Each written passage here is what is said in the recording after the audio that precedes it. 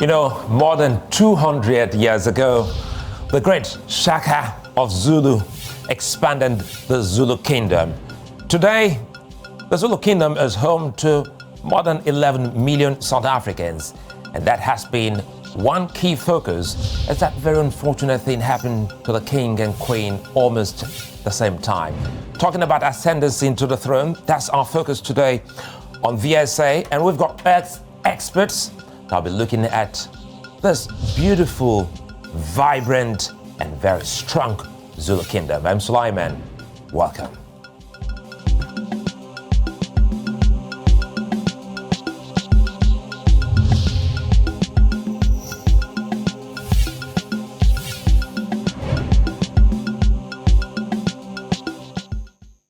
Well, Shaka Zulu, by far the most important man in the history of the Zulu Kingdom, was king for about 12 years. He, however, did enough to expand the kingdom and rewrite its history.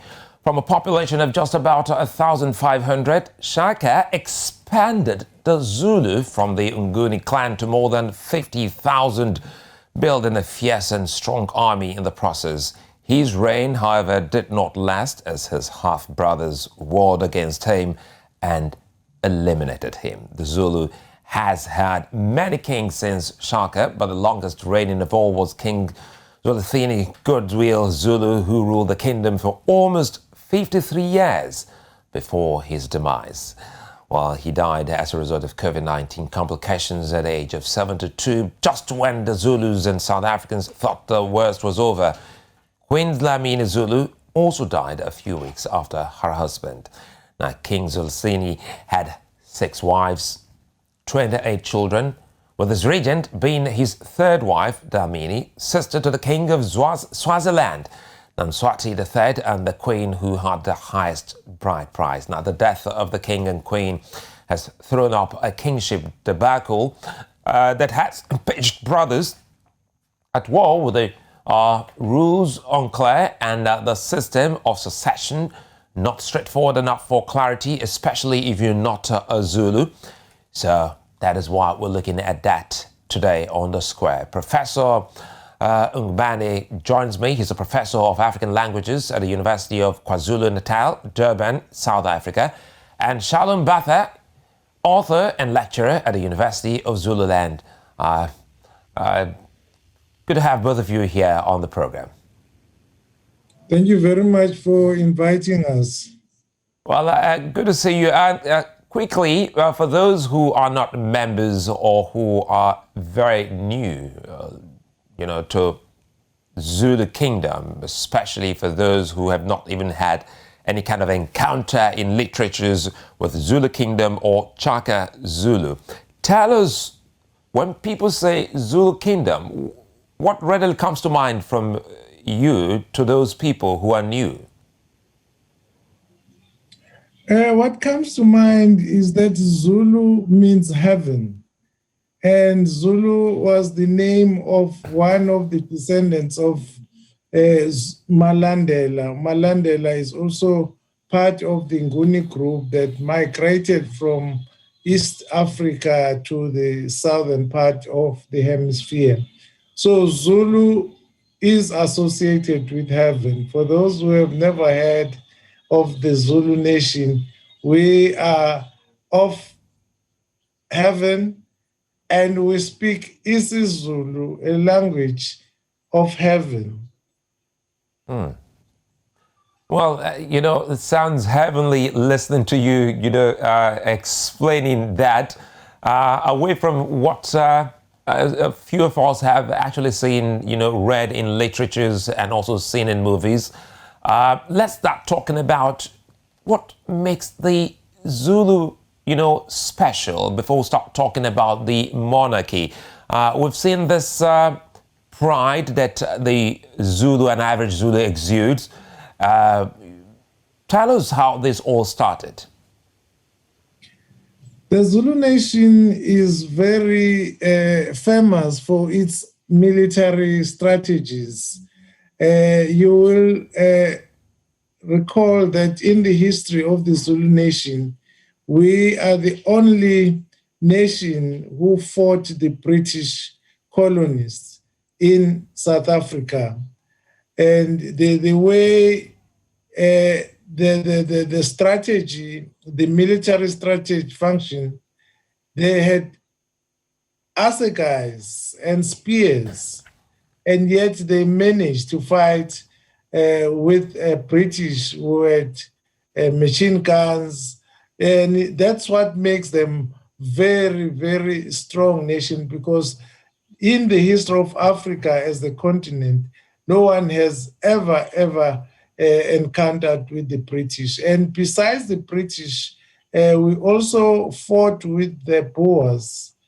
And we have what we call Anglo-Boer, which makes us very famous and on the map because of King Shaka, as you have mentioned in your introductory remarks, that King Shaka started this nation in 1816. But it has been there prior King Shaka. Shaka follows steps of the other Zulu kings from Luzumane up to Uchama, and Senzangakhona, who was the father of Shaka. That's why when we refer to King Shaka, we say King Shaka of Senzangakhona. So it has got a long history, and it has been in existence for over 200 years. And the late His Majesty, who departed 2 months ago, reigned for almost 49 years. So it's a very stable nation, and it is a configuration of other small tribes like myself. I am NGUBANE, and there are also other small tribes that were unified by Shaka during the wars that were known as Mfecane, where Shaka tried to unite, bring them together into a big Zulu nation.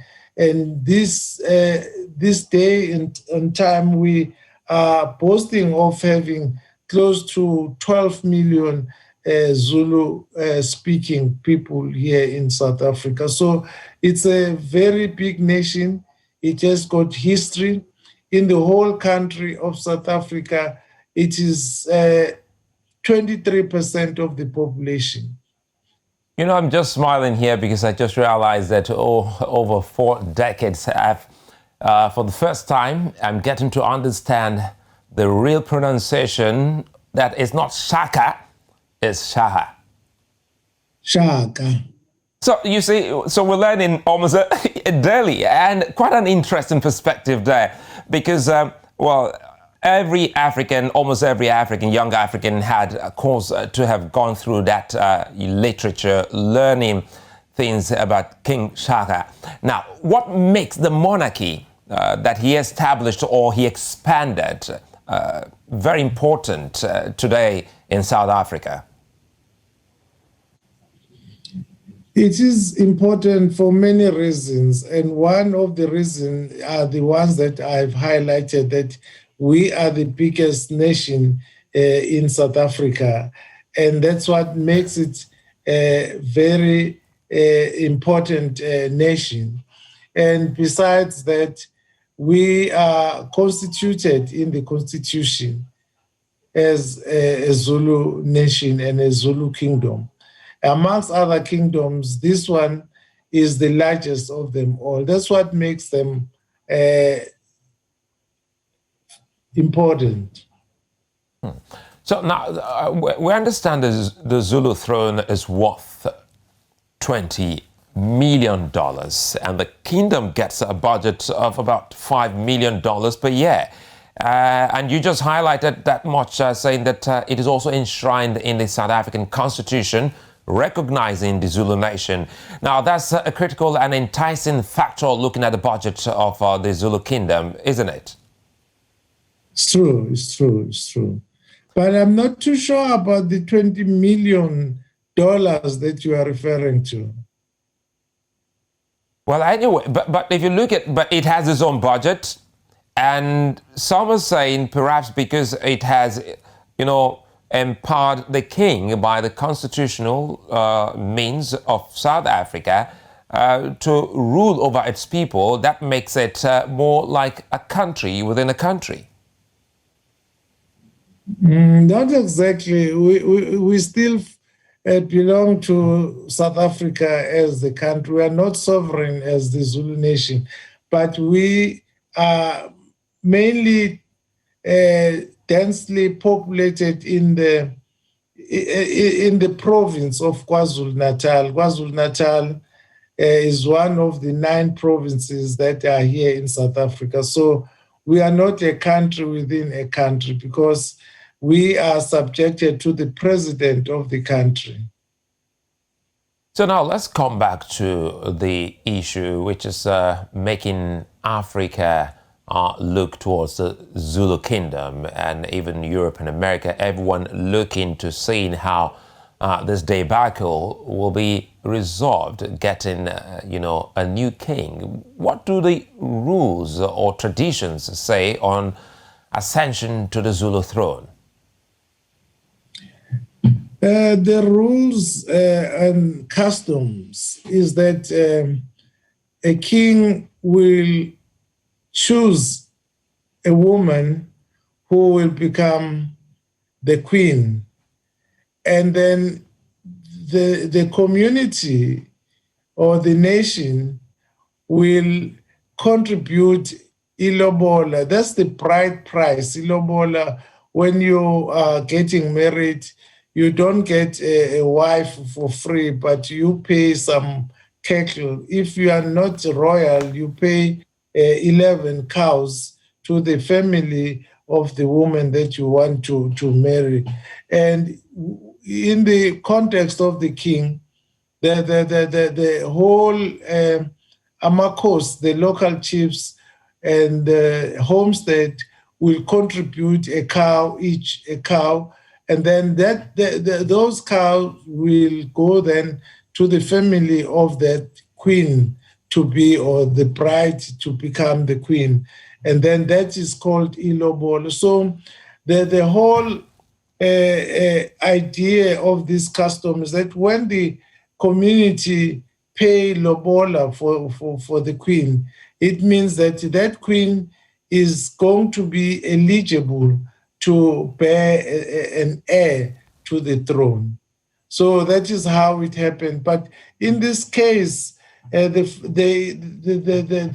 are 6 queens, and the late Queen Mantombi Dlamini was the 3rd wife, and that was the wife that was paid, the lobola was paid by the community. And also, that's one thing that is considered. Secondly, it is preferred that when a king chooses a bride to become a queen, they look around the neighboring kingdoms so that they can have close ties with those kingdoms. Like in this case, the 3rd wife came from the kingdom of Eswatini. And the late queen was a sister to King Mswati III, who is in the reign in Eswatini, who is the son of the late Sopuza Mahlokosha the second. So it means she carried the royal blood and got married to the royal house of AmaZulu. So that's what is considered when you want to choose an heir that will ascend the throne. And that's what is happening at the moment. And this is part of the tradition. And, the late King Zwelithini had such a good power on the throne, and he pushed for policies that favored his people. Do you see a king wielding such influence again as the search is on to get in someone? Yes, I think he is getting ready, and he's so determined that he will follow suit from where the late king has left off. And we are hoping that since he's a young prince, he is coming with fresh ideas. And the main task that he's facing is to restore, as his name suggests, Misuzulu. He will restore the Zulu nation and call for unity amongst the royal family and the Zulu nation. So this, the elder son of late Queen Lamini Zulu, who's well been favored to get on the throne, you think is a worthy replacement? What are the Zulu saying? Are they happy about this development? It's victory for the Zulu nation. Everyone is in support and affirms him as the new king. Already, he is on the throne because he was announced on Friday last week. So he is the current king of the Zulu nation, and even the family have affirmed their support to the king. So the nation is delighted and excited that we have a king. You will understand that when we lost the departed king, the whole nation was saddened by that and were in mourning. Although the royal family is still in mourning, but it is pleasing that at least now there's no vacuum in leadership. That's what makes people happy and be thrilled to have a new king. But, you know, some prominent Zulu sons and leaders are against, for instance, Buthelezi. He's saying something not in line with what you have highlighted. He thinks that, well, that's not the choice.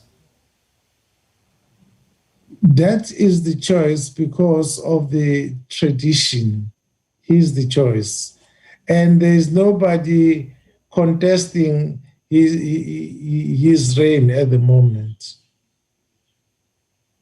So what will ultimately, you know, crown this whole process, having been named, you know, just last week? Are there, you know, processes leading up to the coronation of this new king? Yes, I think the preparations and the logistics of the coronation has already started as we speak. The king has taken leave for a week, and when he gets back from the leave, the process will proceed. So what is happening at the moment is the formalization of the throne by the government, and then once that has been formalized, the king will be installed very soon. You know, let's talk about the regent before we come back to the new king. The late queen served as a regent when the king passed on. And historians like yourself have come up to say that's not the first time a woman has occupied that vacuum. Tell us more how much of women, you know, serving as regent to that kingdom. One may mention Princess Mkabayi, who was the daughter of Jama of Ndaba.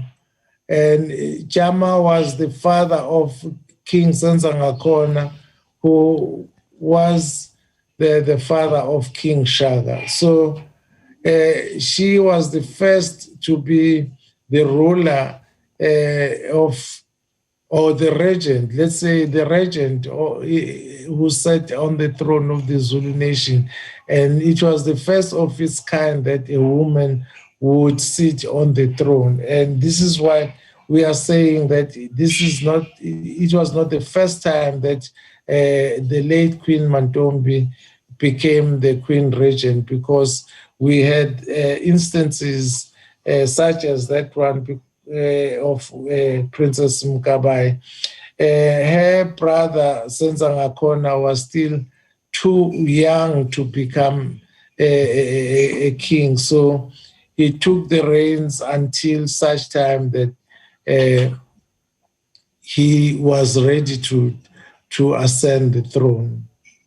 But again, also, sir, go ahead. yes, yeah, and again, Gamsweli also took the throne when King Dinizulu was still not ready to ascend the throne. So she's also the second woman who was a regent during the times of King Dinizulu. What history followers didn't quite catch, so that you can help make it more lucid as a historian of the Zulu Kingdom, as the late Queen Mtobi, who came on the throne. A lot of people thought that would have happened if you didn't have a more mature and ready candidate for king. Now that she's passed on, suddenly the son is coming on the saddle. Why didn't he come on the saddle at the moment the king passed on? When the late king passed on, they were waiting for the funeral to take place. And as soon as the funeral was over, the mourning period started. And then the will was read. And what we saw was a reflection of the desires of the late king. The late king, through a will which was read before the royal family, and from that will, that is where the late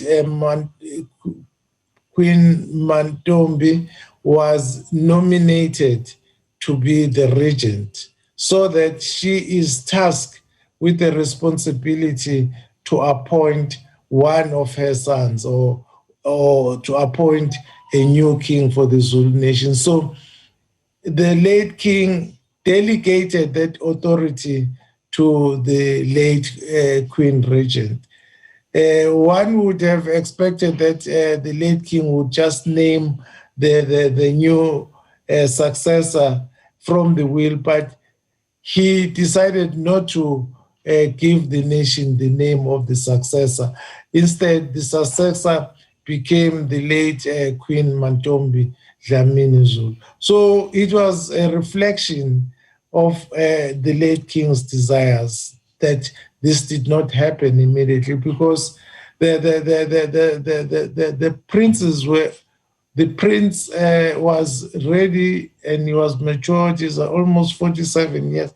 So if that was the case, then he would have ascended the throne.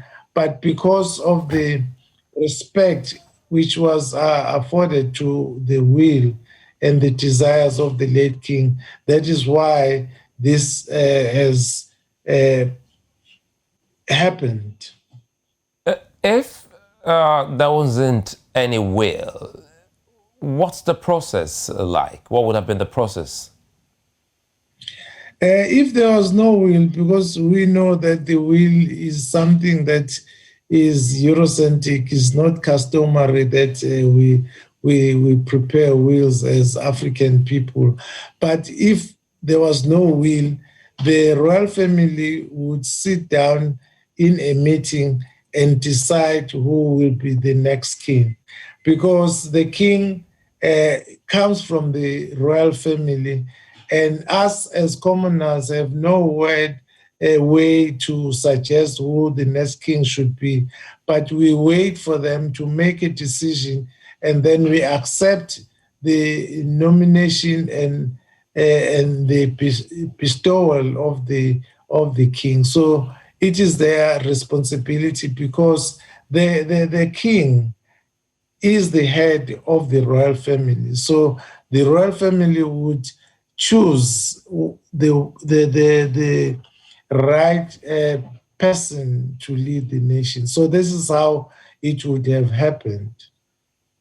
You know, tradition is very key here, and as well as the culture of the people, which the late king was able to, manage pretty well. We've seen him in Western, cultural environment, and as well as with his people, the Zulu Kingdom.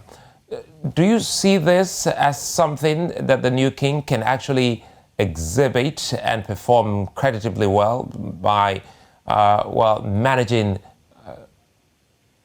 both worlds? In my personal view, I have confidence in him because he is exposed to other countries as well. As we know that he studied in America and he stayed in America for many years since he finished his matric here in South Africa. So he's well exposed and well traveled, and he has been very strong in the royal matters because he's born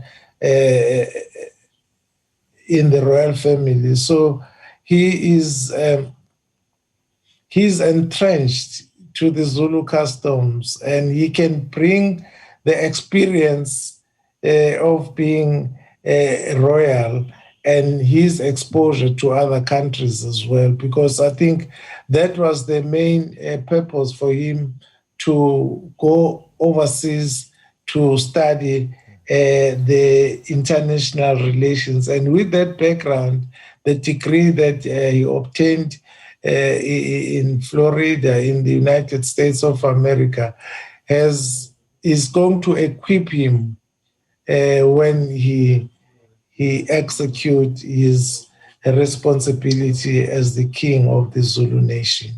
Well, is marrying more than one wife a part of the tradition of the Zulu people? It is part of the tradition, although the king is not compelled to do so, but to be a leader of a big nation as the Zulu nation, you need to spread your wings. Like we noticed that his father, the late King Zwelithini kaBheka Zulu, had 6 queens, and they were scattered around Nongoma, and it gives him leverage to be on the ground with the community, because the queens will liaise with what is happening on the ground, because you know that the king will not be on the ground because of his position. So the more queens he has, the more connected he becomes to the people that he leads. And also, if you go to our neighboring kingdom of Eswatini, the late King Sobhuza II had close to 100 wives, and it made him a very powerful monarch because of the large number of children that came out of these marriages. And also the current king of Eswatini has 15 wives as we speak. So it gives them more leverage and more stability to lead a nation. So, in the event of death of the king, as we have witnessed, what happens to the wives or the queens? In what way? You know, we've seen some traditional African culture where the new king, sort of inherit or absorb these queens as some of his own wives. No, not exactly, because these queens become the queen mothers because they are his mothers, all of them, because they were married to his father. So the royal residences will continue to exist because they have each of these residences have got queens, and the queens will become the queen mother of the king. The king will establish himself with his own queens, and they will form part of the royal family. Well, the thing here is that quite a lot to learn and understand. We'll take a moment. When we come back, we'll be talking about the future of the Zulu Kingdom as it prepares to crown its new king. Stay with us.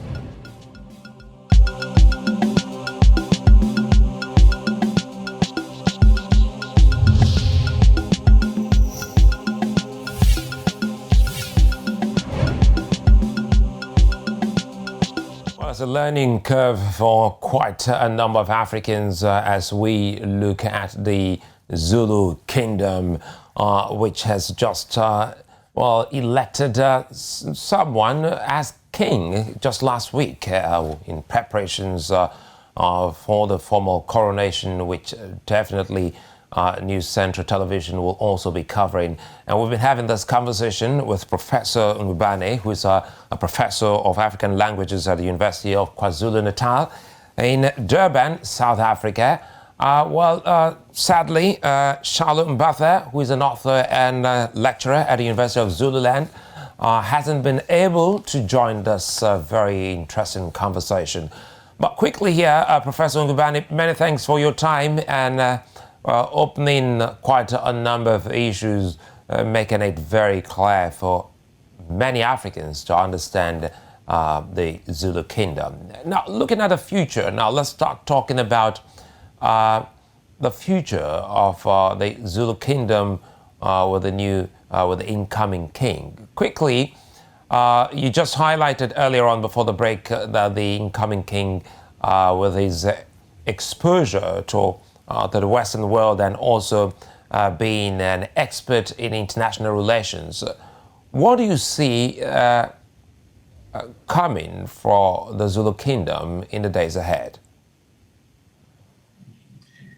I think what we foresee here is that the new king should embrace the people of KwaZulu-Natal because of our democratic society. We're not prioritizing Zulu identity or tribe, but we are all South Africans. So I think what he needs to do is to appeal to everyone who is here in the province, and also consider the religious group that exists here.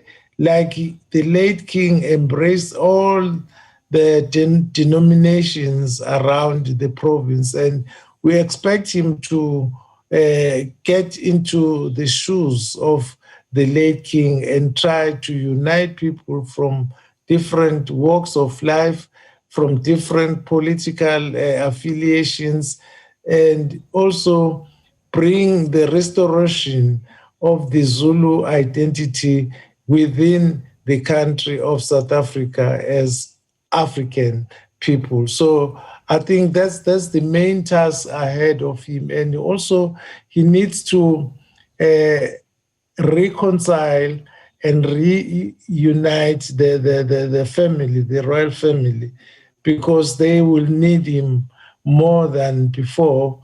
Because you see, when you get into the big shoes of the late king, people will start comparing him to what the father used to do. So he's got he's got to be moving swiftly to what the late king has been aspiring for the nation. And we know that for him, he's younger, and also he needs to consider modernization and globalization at the same time, because we are living in a different environment, unlike in the past where we had no advanced technology as we do. So all those challenges needs to be coordinated, and he needs to come up with a strategy of how he will embrace the latest technology whilst keeping the customs and the tradition of the Zulu nation. I think when we spoke earlier, I said we are the largest ethnic group in South Africa, and we have kept our cultures and traditions. So he needs to uphold the Zulu culture so that there is there's no discontinuity of practicing these cultural activities, because the culture is a strong tool for social cohesion. We have the rituals as well that are ceremonial amongst the Zulu people. We have cultural activities such as the reed dance, where the maidens celebrate their virginity. I think he needs to embrace those cultural activities and also ceremonies that were in place and were resurrected by the late King Zwelithini. So I think there is a long way ahead of him to try and maintain and upgrade where needs to be upgraded. And yes, just to uplift the Zulu nation. I think that's what I can say that is expected of him. You know, listening to you, what interests me here is the philosophy of inclusion, which you have just highlighted, that the Zulu, in as much as they are a big, community, a big,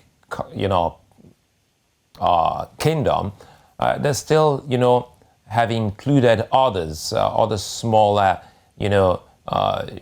units, tribes in the whole affair. And that's one of the things you say you would want the incoming king to continue, to forge. But, off the top of my head, you said something about the dance. Now, let's not talk about the maidens' dance yet. Tell us now, because I like to find out about dance and the Zulu culture, what it does means, because almost in every cultural activity of the Zulu, we see them either swaying to the left and right, moving in some fantastic and awesome rhythm. How is that with the culture of the Zulu? Dance and songs are the cornerstone of the Zulu culture. When we are happy, we sing and we dance. When we are mourning, we sing hymns that are relevant to the occasion, and we dance in a relevant and in an appropriate manner befitting the occasion. So it is part and parcel of us, as the Zulu people, that we dance and we sing. But this is different from the reed dance. The reed dance is a cultural affair where only virgins attend. If you are not a virgin, you are not eligible to attend. They come and parade before the king, and also they bring the reed from the river. to showcase that they are still virgins. And then they will walk in front of the king. And that is part of celebrating their virginity. And they will come from all over the province of KwaZulu-Natal and in Gauteng and in almost all the provinces in South Africa. One of the other things that I did not highlight before is that the Zulus are not only located in KwaZulu-Natal, but you find Zulus all over South Africa. You find Zulus in the neighboring countries, like in Mozambique, there are Zulus there. In Zimbabwe, there are Zulus. In Malawi, you find Zulus there. And in Tanzania, and there are Zulus. So he has a responsibility to unite those Zulus who are outside the country, because this is what the late king was striving to do, to reconnect all the Zulus wherever they are. If there are celebrations, cultural celebrations, they will all be invited to attend. So coming back to the discussion that we are having currently, the issue of dance and singing, it is part and parcel of the Zulu culture. Is there, or are there, some practices, cultural practices that you think the new king should look to abolishing? Instead of abolishing, I think he needs to elaborate on them or improve them in one way or another, or modernize them, because basically some of these cultural activities needs to be integrated to the environment that we live in terms of modernity, whilst not losing its touch. Like we have customs like Uglobola. Uglobola has been innovated in one way or another, because in the past we used to use cattle in exchange of the bride and the groom. But now the cattle are not as many as they used to be in the past. So we use money, as in cash. So all those things, they are happening because of the environment that we live in. But the essence of the custom remains the same. So he has to restore all the customs instead of abolishing some of them. But he needs to intensify and modernize wherever he can. Well, Professor NGUBANE, I understand that we're winding down anyway, but I understand that the cattle or any of those cows must be very fat and big. Absolutely, yes. So you don't get to bring a tiny cow. No. You see, when you bring cows to your in-laws, you must demonstrate to your in-laws that you can afford to take care of their daughter. So if you bring thin cows, it means they are not well-natured. So that's not accepted. They can be sent away. So you need to bring the fat ones to show that you have money and you can afford. Well, it's been an interesting discussion on the Zulu nation here on Village Square Africa, and it exposes us all to the beauty. Honestly, that's all I see having that conversation with you, Professor, the beauty of African culture and tradition. And the Zulu Kingdom has almost everything, from the pronunciations. Most of the words don't come as written. As we have noticed, that is Shaha, not Shaka, the Zulu. I'd like to thank you very much, Professor NGUBANE, for your time.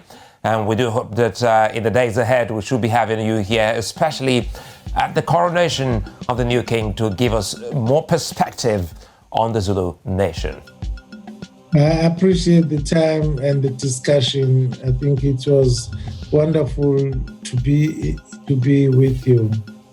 Yeah, you're far too kind. Many thanks. And of course, to you, our viewer from across the continent, many thanks for watching. Well, coming up pretty much later, and that's 9 p.m. WAT here on News Central. It's the news.